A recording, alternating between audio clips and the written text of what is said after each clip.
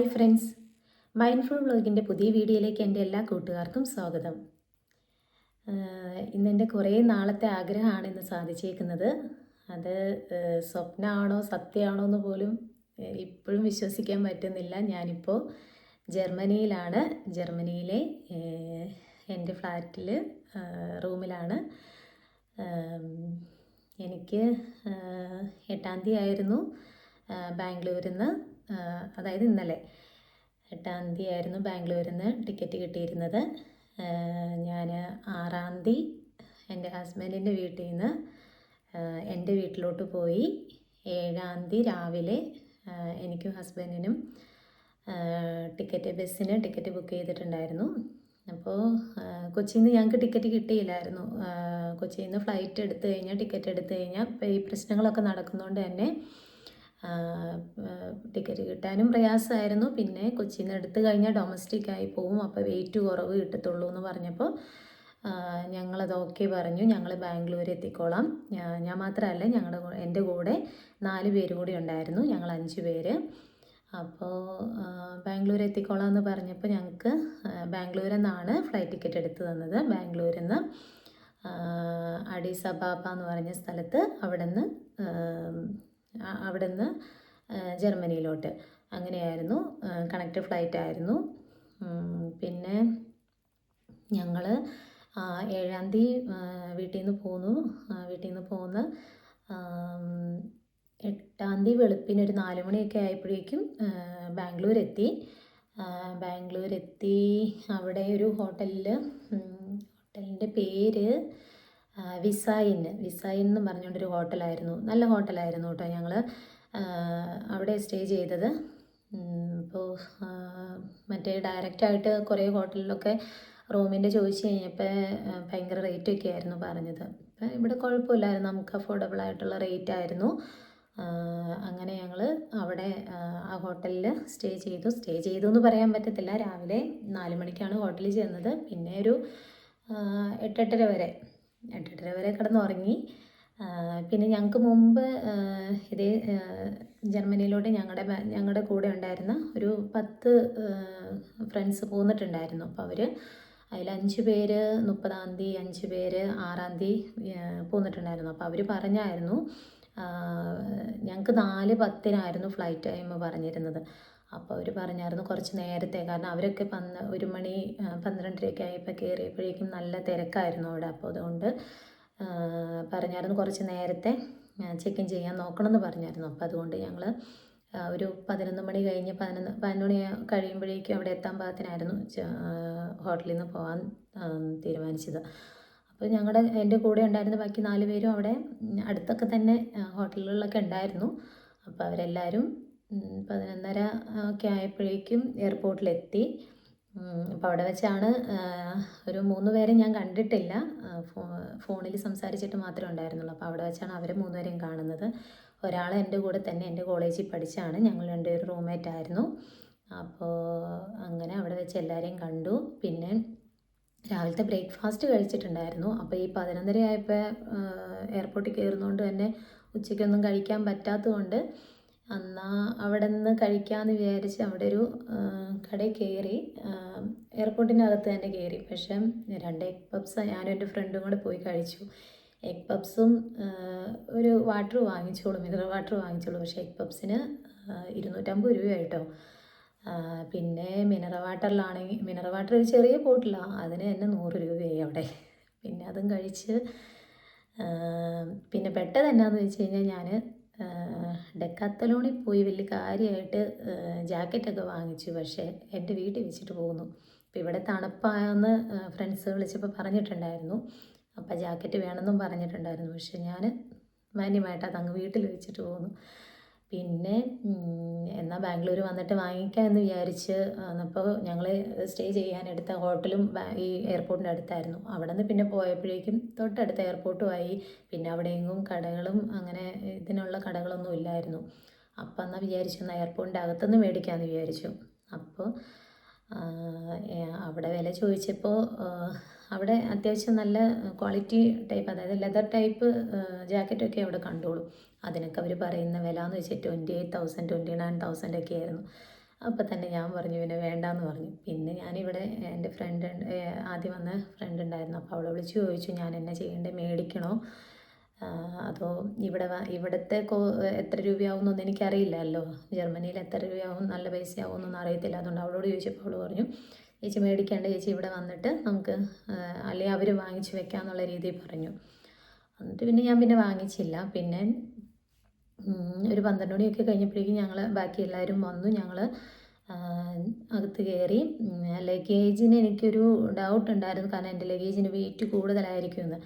പിന്നെ ബാംഗ്ലൂരിൽ നിന്ന് അവരെടുത്ത് തന്നപ്പോൾ തന്നെ ലഗേജ് ഞങ്ങൾക്ക് കൂടുതൽ കൊണ്ടുവരായിരുന്നു. ഒരു 2 പെട്ടിയിലായിട്ട് 23 അങ്ങനെ 46 കിലോയും പിന്നെ ഹാൻഡ് ക്യാരി 7 kg ആയിരുന്നു അവർ പറഞ്ഞിരുന്നത്. അപ്പോൾ പക്ഷേ എൻ്റെ പെട്ടിയിൽ 21 അല്ലായിരുന്നു തോന്നുന്നു, കുറച്ചൊക്കെ കൂടുതലുണ്ടായിരുന്നു കേട്ടോ. പക്ഷേ അവർ ചെക്ക് ചെയ്തപ്പോൾ വലിയ പെട്ടിയിൽ 24 കൂടുതലുണ്ടായിരുന്നു. പക്ഷെ അവരൊന്നും പറഞ്ഞില്ല, അവർ ഓക്കെ പറഞ്ഞു, ഒന്നും പറഞ്ഞില്ല. പിന്നെ ഹാൻഡ് ക്യാരി ആണെങ്കിൽ അവർ ചെക്ക് ചെയ്തുമില്ല കേട്ടോ, ഹാൻഡ് ക്യാരി ചെക്ക് ചെയ്തുമില്ല. പിന്നെ ഒരു ലാപ്ടോപ്പിൻ്റെ ബാഗ് സെപ്പറേറ്റ് ഉണ്ടായിരുന്നു. ലാപ്ടോപ്പിൻ്റെ ബാഗിൽ അത്യാവശ്യം ഞാൻ സാധനങ്ങൾ വേറെ, അതായത് സർട്ടിഫിക്കറ്റ്സും കാര്യങ്ങളൊക്കെ ഞാൻ ലാപ്ടോപ്പിൻ്റെ ബാഗിലാണ് വെച്ചത്. അപ്പോൾ ഹാൻഡ് ക്യാരിയിൽ അത്യാവശ്യം സാധനങ്ങൾ നമുക്ക് എടുക്കാമല്ലോ എന്ന് ഓർത്തിട്ട്. പിന്നെ ഹാൻഡ് ക്യാരിയിൽ ഞാൻ വെയിറ്റുള്ള സാധനങ്ങളാണ് കുറച്ച് കൂടുതൽ, കാരണം വെയിറ്റ് കുറഞ്ഞ സാധനങ്ങൾ വെക്കുമ്പോൾ ബാഗ് ഭയങ്കര ഇതായിട്ട് തോന്നും, ഫില്ലായിട്ടിരിക്കുന്ന പോലെ തോന്നും. അപ്പോൾ വെയിറ്റ് കൂടിയ സാധനങ്ങളാണെങ്കിൽ നമുക്ക് ഒത്തിരി സാധനങ്ങൾ വെക്കണ്ടല്ലോ എന്ന് ഓർത്തിട്ട് അതിനകത്താണ് ഞാൻ നാട്ടിൽ നിന്ന് റൈസ് കൊണ്ടുവന്നായിരുന്നു. അപ്പോൾ അതൊരു 2 കിലോ കൊണ്ടുവന്നായിരുന്നു. അത് പിന്നെ പുട്ടുപൊടി, റവപ്പൊടി, ഗോതമ്പ് പൊടി, അങ്ങനെയുള്ള സാധനങ്ങളൊക്കെ അതിനകത്താണ് വെച്ചിരുന്നത്. പിന്നെ പീനട്ട് ബട്ടർ വരെ ഞാനൊരു ബോട്ടിൽ മേടിച്ച് അതിനകത്ത് വെച്ചിട്ടുണ്ടായിരുന്നു ബാഗിൽ. പിന്നെ ഇലക്ട്രോണിക് സാധനങ്ങൾ, അങ്ങനത്തെ സാധനങ്ങളൊക്കെ ഞാൻ ഹാൻഡ് ക്യാരിയിലായിരുന്നു വെച്ചത്. കുഴപ്പമില്ലായിരുന്നു, ചിക്കനൊക്കെ കുഴപ്പമില്ലാണ്ട് കഴിഞ്ഞു. പിന്നെ ബാഗ് ഈ ലാപ്ടോപ്പിൻ്റെ ബാഗിലും ഹാൻഡ് ക്യാരിയിലും അത്യാവശ്യം വെയിറ്റ് ഉള്ളതുകൊണ്ട് തന്നെ കൈയുടെ 2 ഭാഗവും ഏകദേശം തീരുമാനമായി.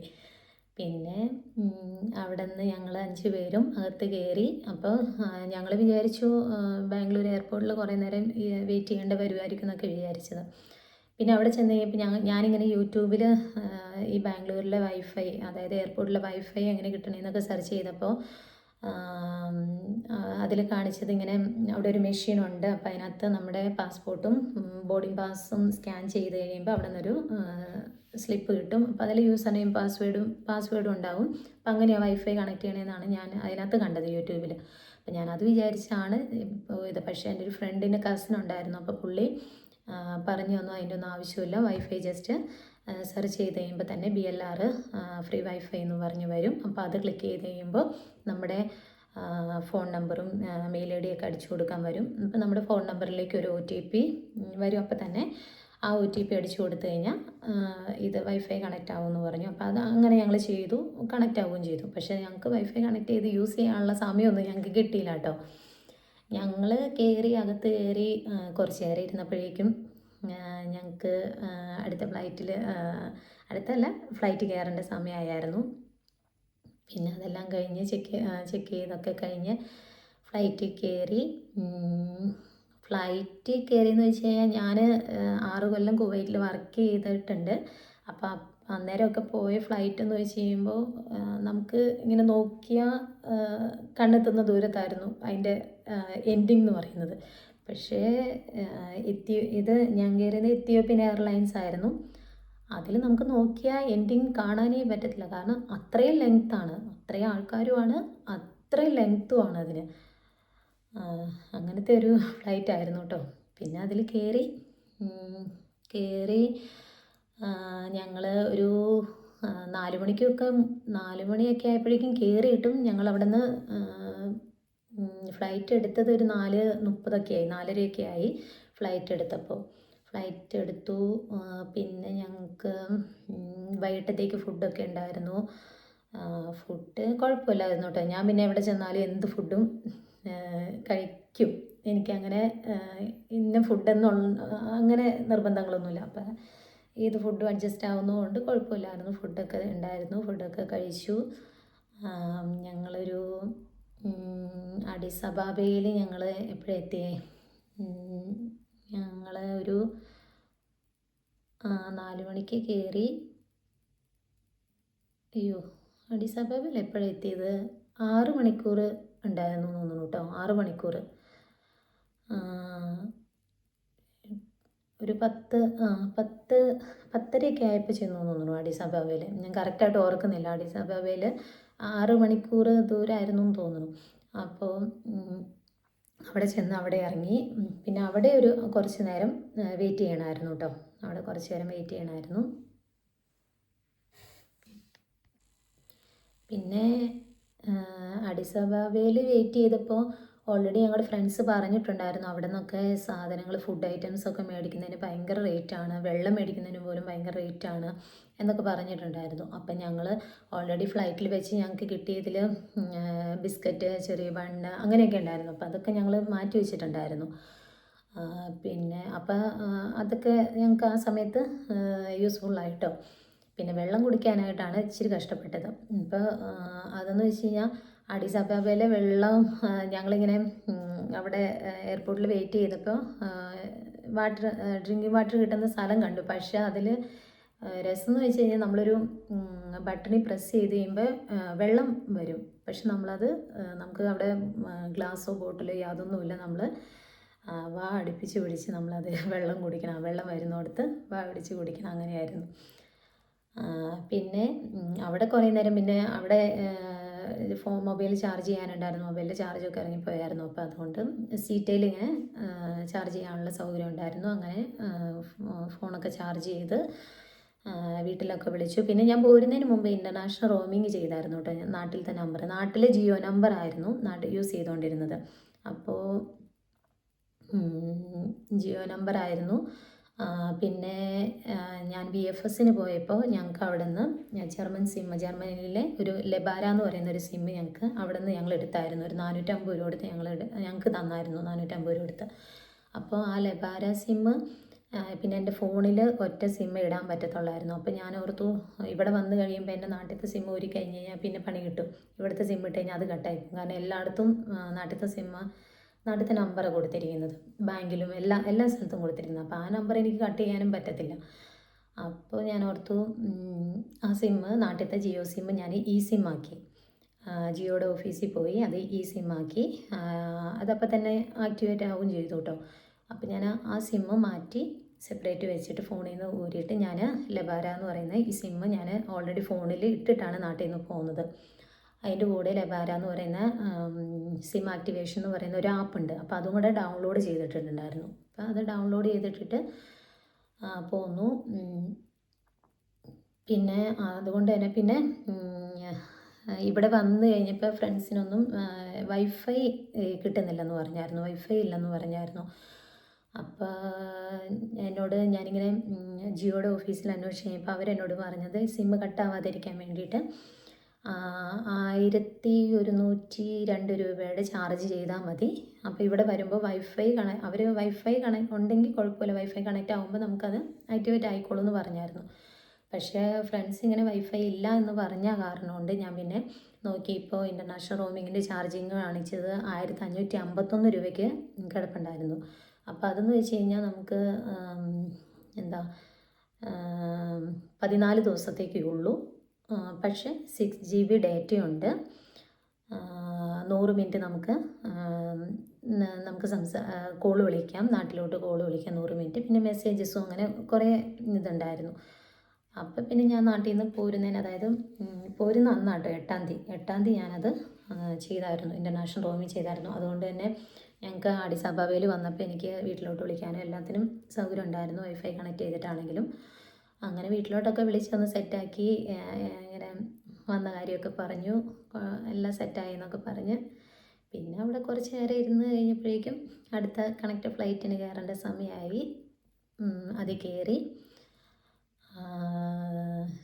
അതിലും ഞങ്ങൾക്ക് അതിനകത്ത് എപ്പോഴാണ് കയറിയത്? 12:30 ആയപ്പോൾ കേട്ടോ. 12:30 ആയപ്പോൾ അതിൽ കയറുന്നത്.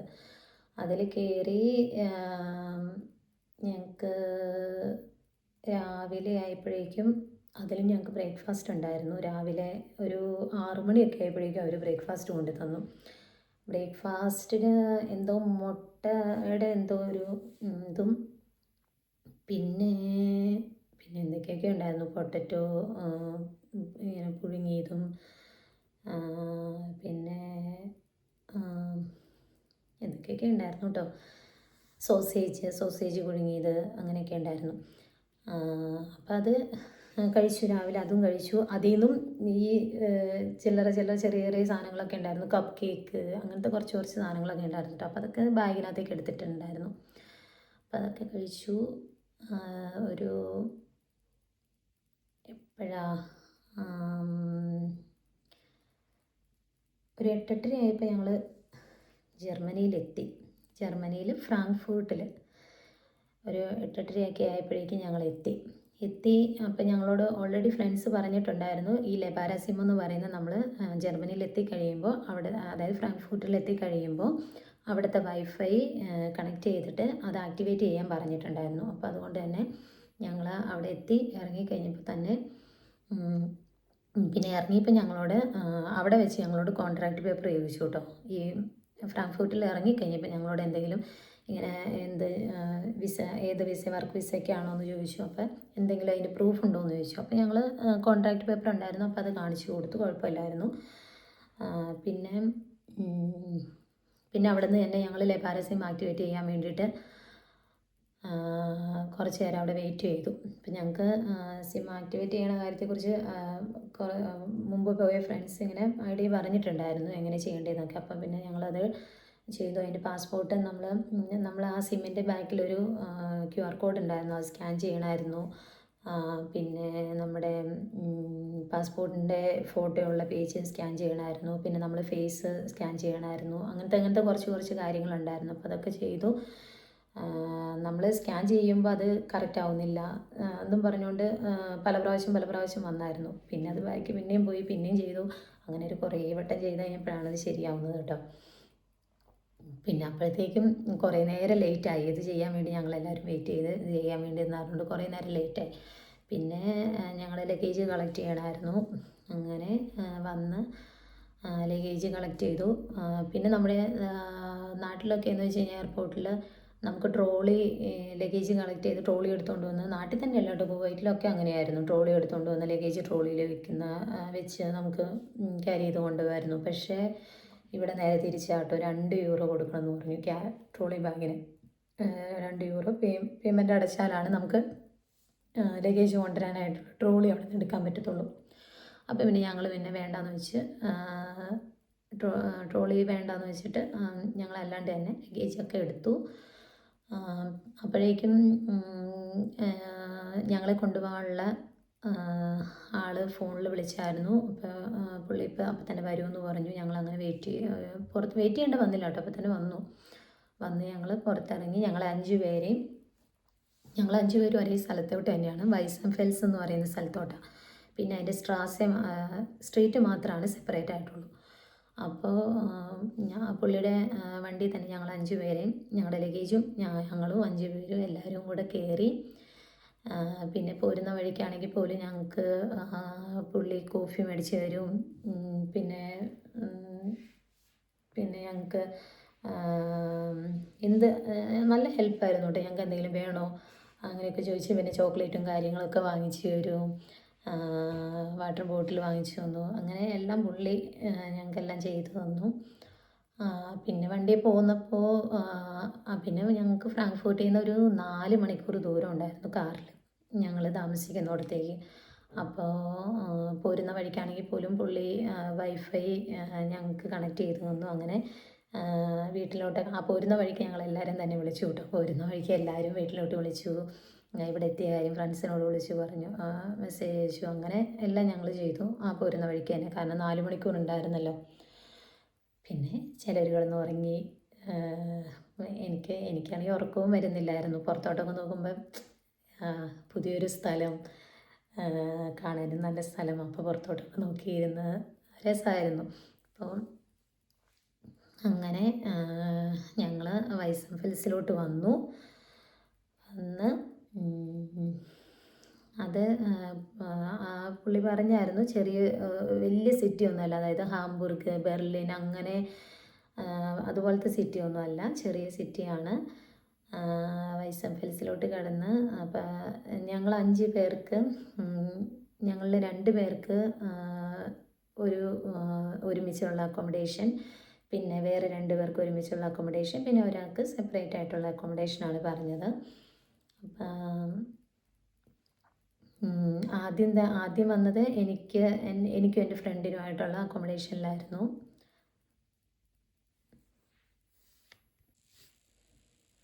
അപ്പോൾ ഞങ്ങൾ 2 പേരെ ആദ്യം ഇറക്കിയത് ഞങ്ങളുടെ ബിൽഡിങ്ങിൻ്റെ അവിടെ, ഞങ്ങളുടെ ബിൽഡിങ്ങിൻ്റെ താഴെ തന്നെയായിട്ട് ഒരു സ്റ്റാഫ് നിൽക്കുന്നുണ്ടായിരുന്നു ഞങ്ങളെ വെയിറ്റ് ചെയ്ത്. അപ്പോൾ ഇറക്കി. പിന്നെ ഞങ്ങളുടെ കൂടെ ഉണ്ടായിരുന്ന 3 പേരും കൂടെ ഇറങ്ങി ഞങ്ങളെ ഹെൽപ്പ് ചെയ്യാൻ വേണ്ടിയിട്ട്. കാരണം ഞങ്ങളുടെ താമസിക്കുന്ന ബിൽഡിങ്ങിൻ്റെ ലാസ്റ്റ് ഫ്ലോർ 4ാമത്തെ നിലയിലാണ് ഞങ്ങളുടെ ഫ്ലാറ്റ്. അപ്പോൾ അതുകൊണ്ട് ലിഫ്റ്റ് ഇല്ലായിരുന്നു കേട്ടോ. പെട്ടി അവരും കൂടെ ഹെൽപ്പ് ചെയ്ത് ഞങ്ങൾ പെട്ടി വലിച്ചു കുത്തി മുകളിൽ റൂമിലെത്തിച്ചു. എന്തായാലും ഇവിടെ എത്തിച്ച് ശ്വാസം വിടാൻ പോലും പറ്റില്ലാത്ത രീതിയിലായിരുന്നു ഞങ്ങൾ എത്തിച്ചു കേട്ടോ ഇവിടെ. എന്നിട്ട് അവരെ ഹെൽപ്പ് ചെയ്തു, എല്ലാവരെയും ഹെൽപ്പ് ചെയ്ത് ഞങ്ങൾ സാധനങ്ങളൊക്കെ റൂമിൽ കയറ്റി. പിന്നെ ഫ്ലാറ്റ് എന്താ പറയുന്നത്, ഇഷ്ടപ്പെട്ടു. നല്ല ഫ്ലാറ്റാട്ടോ, നല്ല ഫ്ലാറ്റായിരുന്നു. നല്ല ഫ്ലാറ്റാണ്, നല്ല ഫ്ലാറ്റാണ്. ഞങ്ങൾ 2 പേരാണ്, 2 പേർക്ക് സെപ്പറേറ്റ് റൂമുണ്ട്, ഒരു വലിയ ഹാളുണ്ട്, കിച്ചൺ, വാഷിംഗ് ഏരിയ, അങ്ങനെ പിന്നെ ബാൽക്കണി, എല്ലാം നല്ല ഫ്ലാറ്റാണ്. അപ്പോൾ ഞങ്ങൾ വന്നു. പിന്നെ മാഡം ഉണ്ടായിരുന്നു ഞങ്ങളുടെ കൂടെ. അപ്പോൾ പുള്ളിക്കാരത്തി എല്ലാം ഞങ്ങൾക്ക് പറഞ്ഞു തന്നു, എല്ലാ കാര്യങ്ങളും, റൂം, എല്ലാ ഫെസിലിറ്റീസൊക്കെ കാണിച്ചു തന്നു. കിച്ചണിലാണെങ്കിലും എല്ലാ ഫെസിലിറ്റീസും ഉണ്ട്. ഫ്രിഡ്ജ്, ഓവൻ, മൈക്രോവേവ് ഓവൻ, പിന്നെന്താ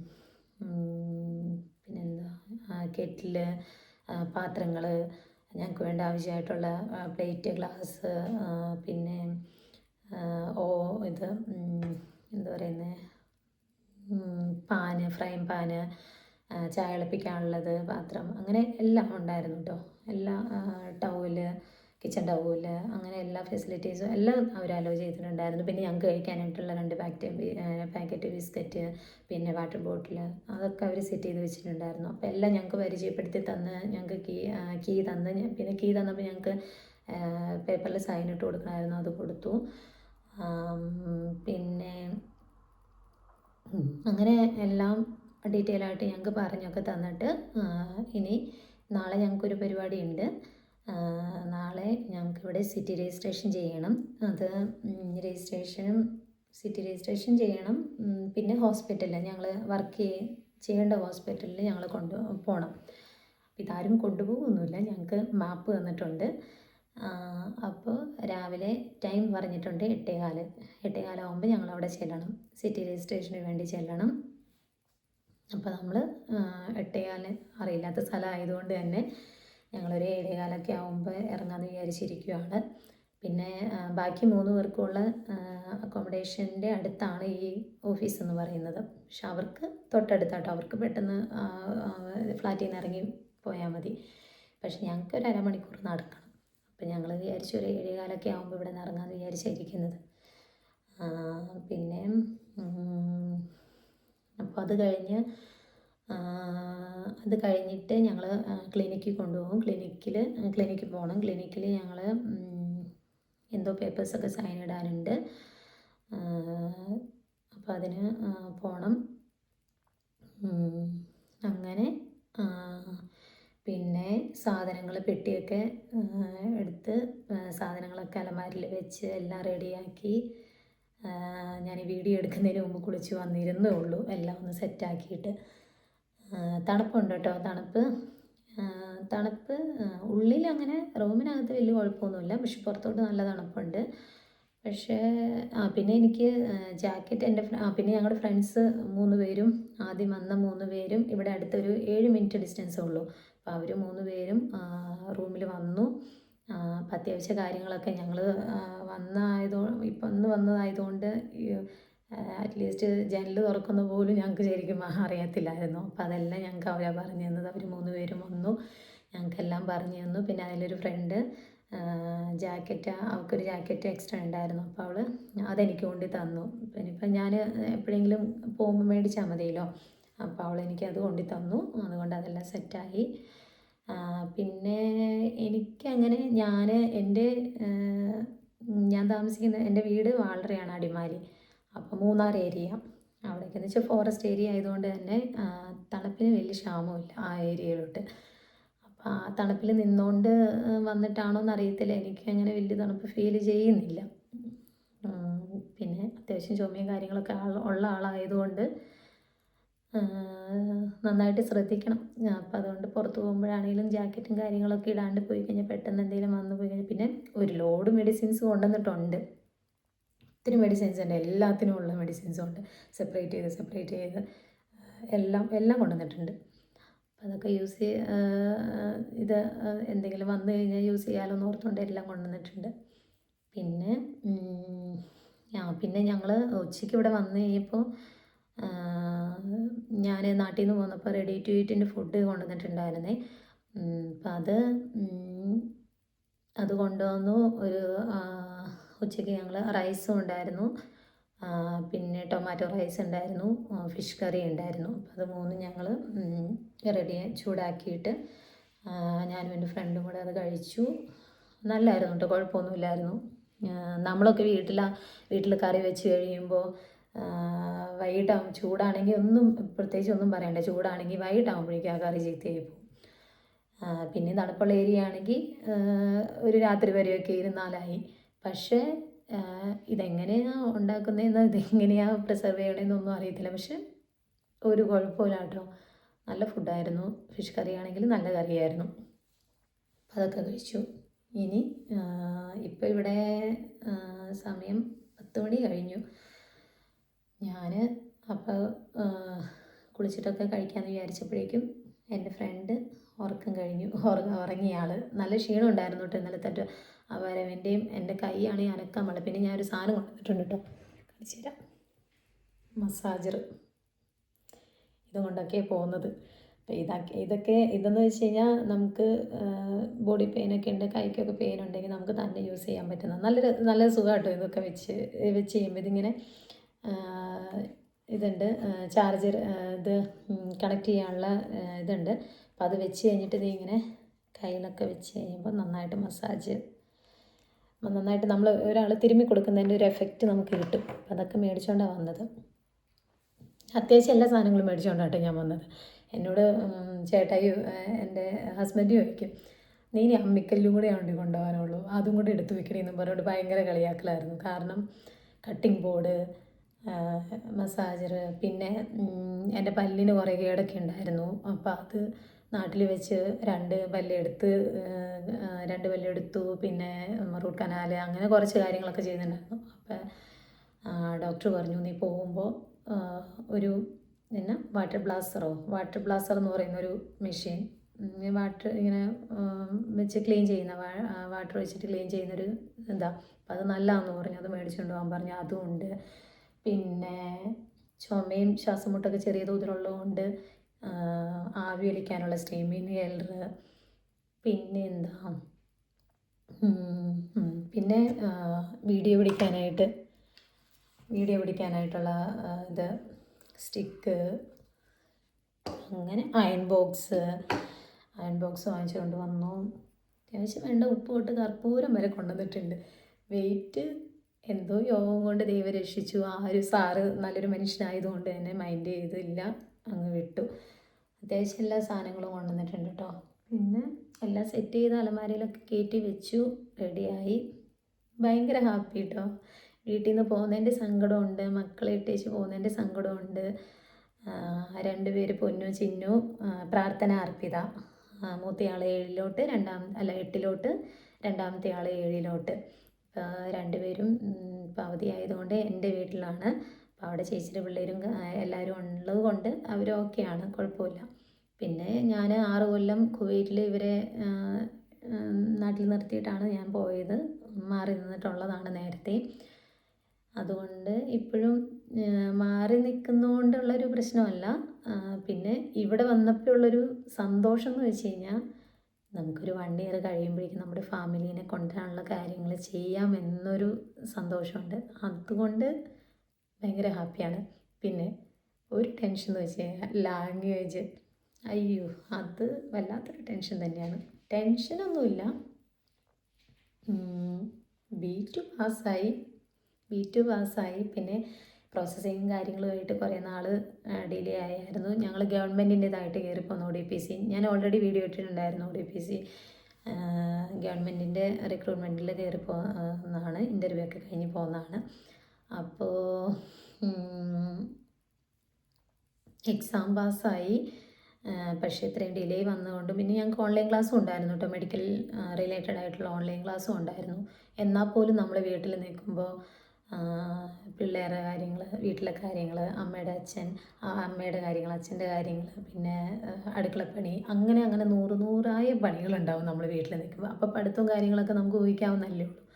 അതുകൊണ്ട് അതെല്ലാം ടച്ച് വിട്ടുപോയി. ഇപ്പോൾ വന്ന് ഇനിയാണ് തുടങ്ങേണ്ടത്.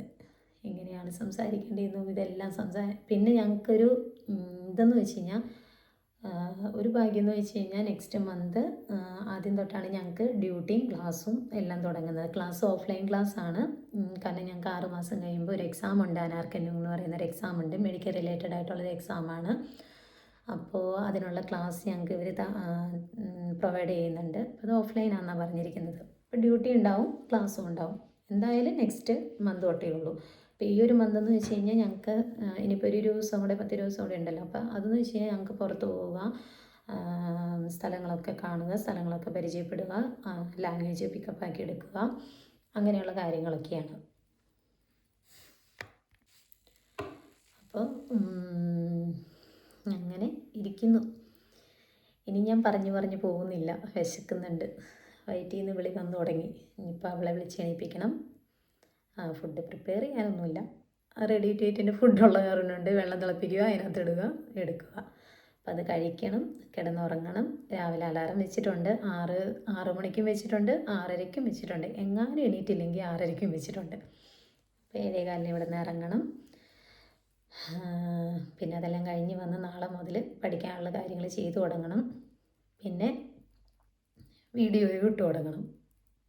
ചാനലിൽ വീഡിയോ ഇടുക എന്നൊക്കെ പറഞ്ഞ് പണ്ട് തൊട്ടുള്ളൊരു ആഗ്രഹമായിരുന്നു. പക്ഷേ കുവൈറ്റ് വെച്ച് തുടങ്ങിയ ചാനലാണ്. അതിടയ്ക്ക് വെച്ച് നാട്ടിൽ വന്നു കഴിഞ്ഞപ്പോൾ വീഡിയോ ഇടാമെന്നൊക്കെ വിചാരിച്ച് വന്നതാണ്. പക്ഷേ നാട്ടിൽ വന്ന് വീട്ടിൽ നമ്മുടെ ഒരു സിറ്റുവേഷനൊക്കെ ആയിട്ട് പോയപ്പോൾ അതെല്ലാം നിന്ന് പോയി. ഇനി എന്തായാലും വീഡിയോ ഒക്കെ ഇട്ട് തുടങ്ങണമെന്ന് ആഗ്രഹമുണ്ട്. അപ്പോൾ അതെന്തായാലും ചെയ്യണം. പിന്നെ ഒന്നുമില്ല. അപ്പോൾ ഇനി പോയി കഴിക്കട്ടെ. നന്നായിട്ട് വിശക്കുന്നുണ്ട്, നന്നായിട്ട് ഉറക്കം വരുന്നുണ്ട്. കിടന്നുറങ്ങണം. എന്തായാലും ഭയങ്കര ഹാപ്പി, പറയാനില്ല, ഭയങ്കര ഹാപ്പി. ഇനി ഫാമിലി കൂടെ വന്നു കഴിയുമ്പോൾ സെറ്റ്. അവരെ വേഗം കൊണ്ടുവരണം. ആ ഒരു ഇത് മാത്രമേ ഉള്ളൂ. എക്സാമൊക്കെ കഴിഞ്ഞ് കഴിയുമ്പോൾ നമുക്ക് പ്രോസസ്സിങ്ങൊക്കെ 1 ഇയർ കഴിയണമായിരിക്കും. എന്നാലും കുഴപ്പമില്ല. 1 ഇയർ പെട്ടെന്ന് കണ്ണടച്ച് തുറക്കുമ്പോഴേക്കും 1 ഇയർ അങ്ങ് പോകും. വെയിറ്റ് ചെയ്യാം. എന്നാലും സന്തോഷമായിട്ട് അവരെയും കൊണ്ടുവന്ന് സെറ്റിലാവണം. അപ്പോൾ ബൈ.